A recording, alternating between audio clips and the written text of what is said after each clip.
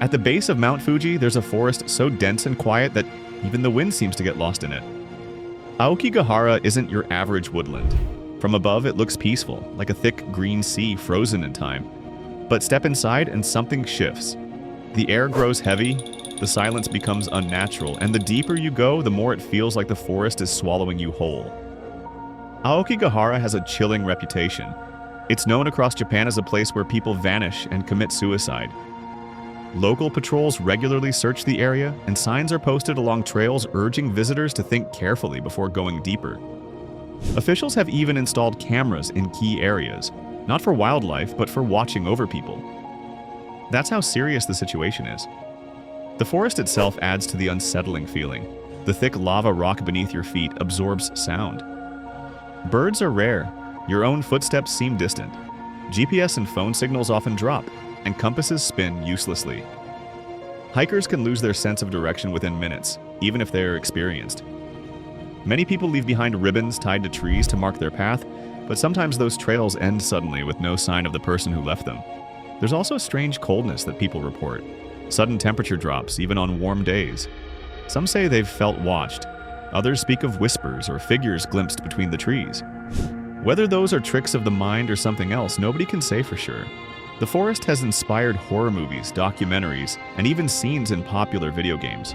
It's become a symbol, not just in Japan, but around the world, of something deeply unsettling. A place where nature and human emotion meet in a way that's hard to describe. What's certain is that Aokigahara isn't just a forest. It's a place filled with silence, mystery, and stories that never made it out. There's a forest in South Asia where even the bravest locals think twice before entering. Stretching across the border of India and Bangladesh, the Sundarbans is the world's largest mangrove forest and one of the most dangerous places to walk on Earth. Why? Because it's home to Bengal tigers. Not just any tigers, these ones have developed a reputation for actively hunting humans. Scientists still debate why. Some say it's because of the salty water affecting their senses. Others think it's the lack of food deep in the forest. But one thing's clear. People who live in nearby villages know that once you step into the Sundarbans, you're not at the top of the food chain. The forest is a tangled maze of muddy creeks, roots that twist out of the water like claws, and dense thickets that can hide a tiger just a few feet away. Visibility is low and the terrain is constantly shifting with the tides. It's the perfect hunting ground for an ambush predator. Local villagers often perform rituals before entering the woods, leaving offerings and even wearing masks on the back of their heads, because tigers prefer to strike from behind. Think about that. People wear masks to trick the predator into thinking they're watching it. That's the level of fear and respect this forest demands. Despite conservation efforts, the forest remains incredibly hostile to outsiders. There are reports of boats being attacked from the shore, of footprints vanishing mid-trail, and of entire search parties giving up after just a few hours in the deeper regions. Sundarbans isn't haunted by ghosts, it's ruled by one of nature's most perfect hunters. And in this forest, you're not exploring, you're trespassing. Deep in the Peruvian Amazon, far from roads and villages, there's a river that shouldn't exist. It's not near any volcano, and yet the water is hot enough to cook animals alive. This is the boiling river of the Amazon, and it's one of the strangest and deadliest natural wonders ever discovered. Known to locals as Shanai Tempishka, or the river that kills with heat, the water here can reach temperatures of up to 200 degrees Fahrenheit. Drop a leaf in and it sizzles. Small creatures that fall in don't stand a chance. In fact, one of the river's first scientific explorers told a story of a small animal that fell in and was boiled from the inside out within minutes. What's truly bizarre is that the river is nowhere near a volcanic system. For years, geologists were baffled. Eventually, it was found that deep faults in the Earth's crust allowed geothermal water to surge up and heat the river. But even now, much of the process remains a mystery. Surrounding the river is thick jungle, home to exotic species, rare plants, and insects found nowhere else. But this isn't a tourist spot. The terrain is unstable, the humidity is suffocating, and one wrong step could land you in scalding water. This place has been sacred to local tribes for generations, treated with reverence and caution. They believe the river has a powerful spirit, and when you see steam rising off the surface, it's easy to understand why. Most people have heard of the Amazon as a lush green paradise, but few know that deep inside its heart, there's a river that can burn you alive without fire. In northern Tanzania, there's a lake so strange it looks like a sci-fi illusion, and so extreme it turns animals into statues. Welcome to Lake Natron, where the water is red, the shores are crusted with salt, and the surface looks like it belongs on another planet. This isn't a peaceful place for a swim. Lake Natron is filled with sodium carbonate and high levels of alkalinity, sometimes reaching a pH of nearly 10.5. The water is so caustic it can burn skin, strip feathers, and preserve dead animals in eerie statue-like form. Birds that misjudge the surface and land on it often don't make it back up. Their remains, dried and coated in minerals, have been found around the lake, perfectly preserved. Despite the danger, some wildlife has adapted. A rare species of flamingo actually nests here, taking advantage of the lake's toxic defense. It's one of the few places in the world where flamingos can raise their chicks away from predators, because even crocodiles stay away. From above, the lake glows red and orange due to microscopic organisms thriving in the heat and chemical mix. It's beautiful, but in a way that warns you to keep your distance. National Geographic once called it a lake of fire, and honestly, that's not far off. Lake Natron is nature's reminder that even water, something we see as life-giving, can become something deadly under the right conditions.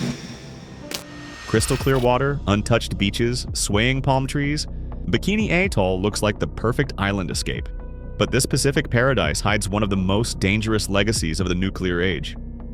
Between 1946 and 1958, the United States used this group of islands for nuclear testing, 23 explosions in total, including the massive Castle Bravo blast. That single detonation was over 1,000 times more powerful than the bomb dropped on Hiroshima. The explosion created a crater over a mile wide and sent radioactive debris flying for hundreds of miles. Entire islands were vaporized. The local population was relocated, but long-term exposure affected generations.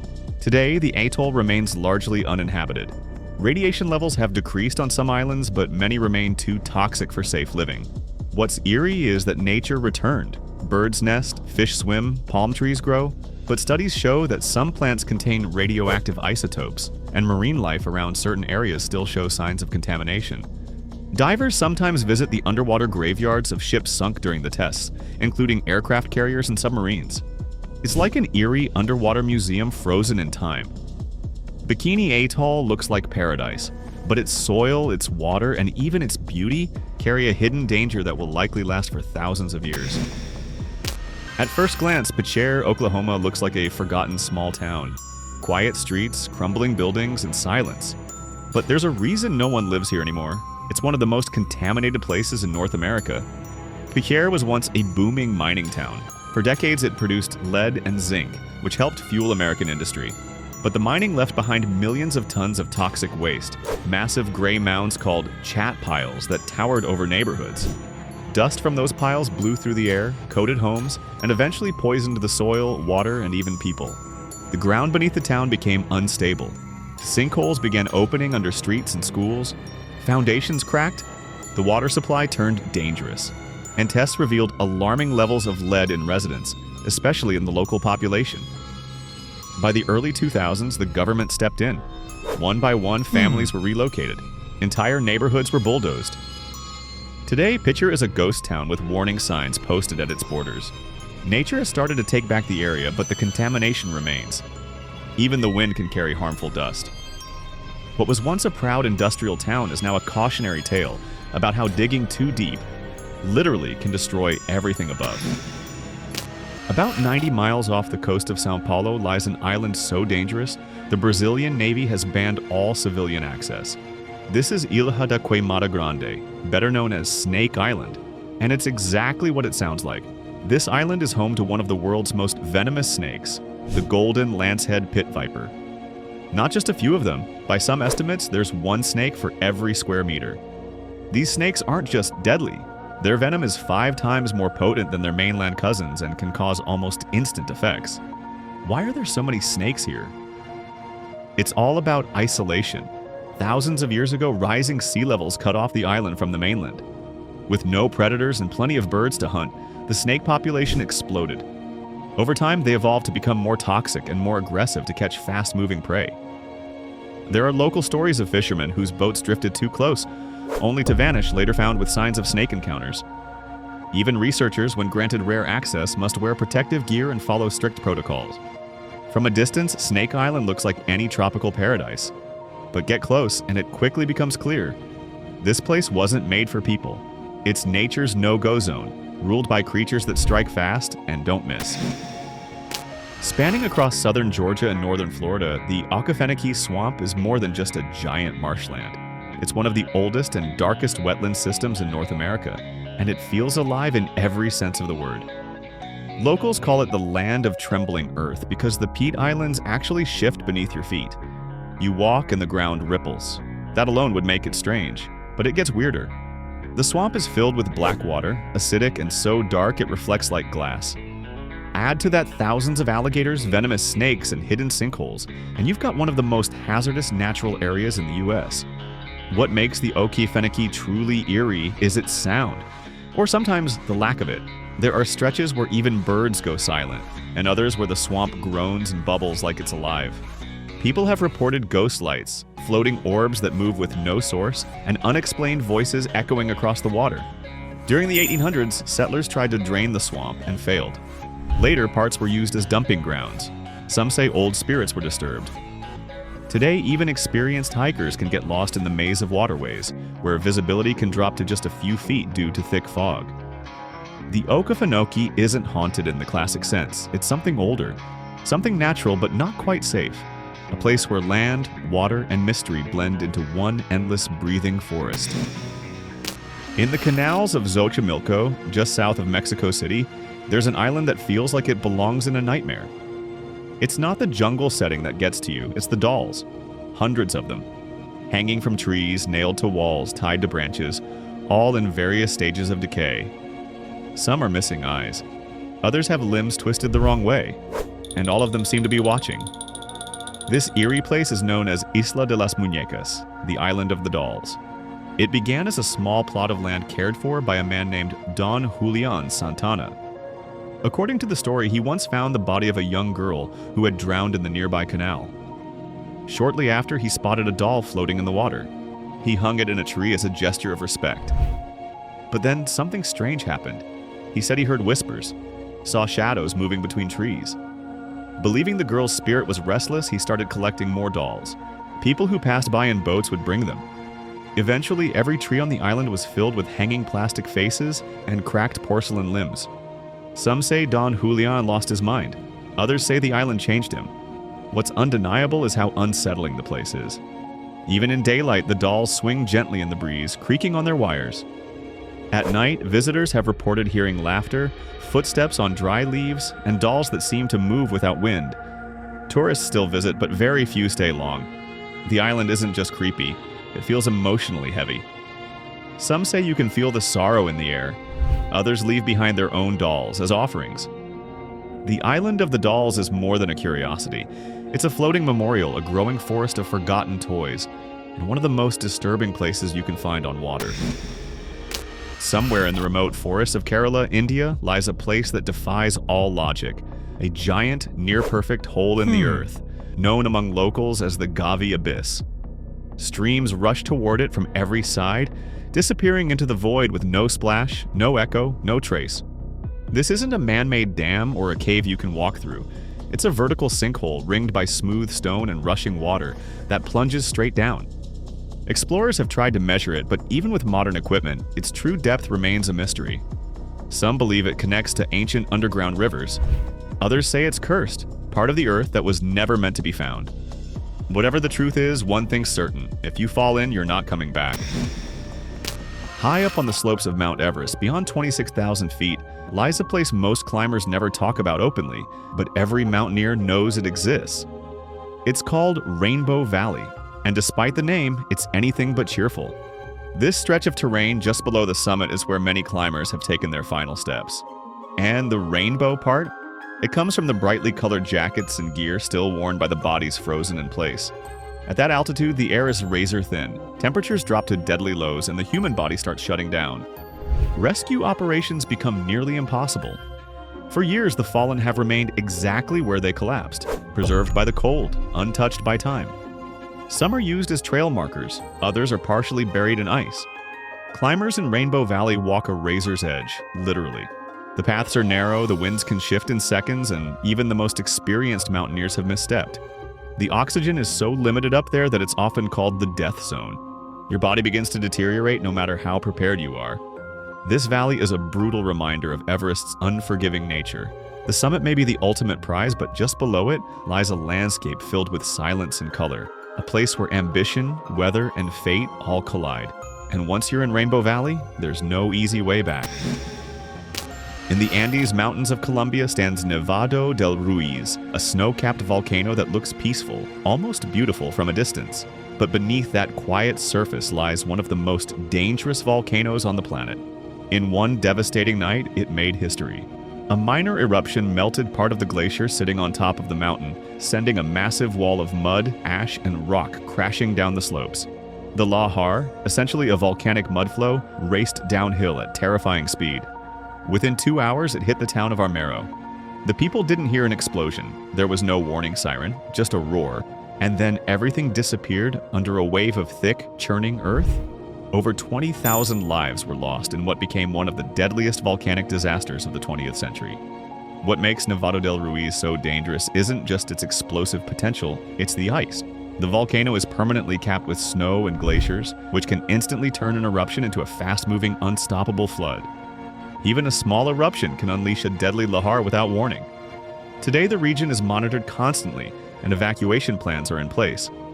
But the memory of Armero still lingers. Locals know that this mountain doesn't need a massive eruption to become deadly. It just needs a little heat, and gravity does the rest. Between Panama and Colombia, the Pan-American Highway hits a dead end. What blocks it isn't ocean or mountain, it's something far more dangerous: the Darian Gap. A wild, lawless stretch of swampy jungle and razor-sharp ridges that's one of the most unforgiving places on Earth. This dense jungle isn't just difficult, it's nearly impassable. There are no real roads, only shifting paths swallowed by the rainforest. Torrential rain turns trails into rivers. Steep terrain, deep mud pits, and tangled vegetation make progress brutally slow. Even GPS struggles here, but the terrain isn't the only threat. Dangerous wildlife roam the area: jaguars, venomous snakes, and swarms of biting insects. Sudden floods are common. People have gone in with full gear and never come out. The Darian Gap has long been known as a place of mystery and danger. Indigenous communities live deep within it, but even they navigate it cautiously. In recent years, it's also become a passage for those trying to cross continents on foot. But those who attempt it face days or even weeks of isolation, exhaustion, and constant risk. From above, it looks like paradise. Up close, it's a maze of green chaos. The Darian Gap isn't just a gap in the highway, it's a natural wall that has stopped armies, explorers, and adventurers in their tracks. And it continues to do so. Hidden in the rolling countryside of West Sussex, England, is a forest that looks ordinary from the outside, but carries a dark reputation that's lasted for decades. Clappam Wood is dense, quiet, and often cloaked in mist. But what makes it infamous isn't how it looks. It's what people claim happens inside. Over the years, 4 bodies have been found in or near the woods, people who had gone missing under strange circumstances. Their deaths weren't all ruled suspicious, but locals noticed a disturbing pattern. The forest seemed to draw people in, and not all of them came out. Dogs are known to panic when entering Clappam Wood. Some refuse to go in altogether. Others run off and are never seen again. Walkers have reported sudden sickness, overwhelming dizziness, and even loss of time while inside. There's also talk of strange lights chanting at night and shadowy figures watching from the trees. It gets even weirder. In the 1970s and 80s, local reports began linking the forest to occult activity. A secretive group, believed to be connected to ritual practices, was rumored to use the area for gatherings. Some investigators claim to have found evidence of symbols carved into trees, burned clearings, and animal remains arranged in unnatural ways. The official records stay quiet about this, but locals haven't forgotten. Many won't go near Clappam Wood after dark. Some say the forest changes when you're alone. Paths feel unfamiliar, sounds disappear, and the trees seem to move just enough to get you lost. Whether it's the landscape playing tricks or something far more sinister, Clappam Wood remains one of England's most unsettling places. An unassuming forest with a reputation soaked in whispers and secrets.